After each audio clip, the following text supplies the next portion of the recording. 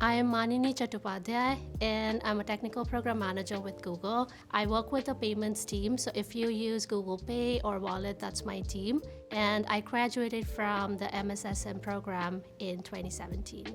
I was looking to get a more product-oriented view, and software management program gives you just that. It helps you marry the technical capabilities with the business requirements to give you that product mindset that you need. We had great teachers. They brought in the experience. They brought in a different lens to understand what the requirements are, what the companies are looking for, how to understand a product through not just curriculum, but in a real-world perspective. Through the courses, I learned how to interact with users, what user needs, how to do a market study. There is also a course where we learned how the systems were interacting with each other.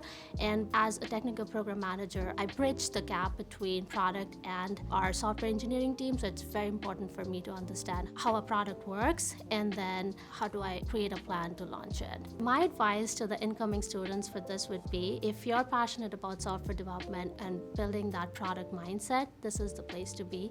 The software management course gave me an edge. It gave me confidence to be out there and apply for jobs and go for interviews.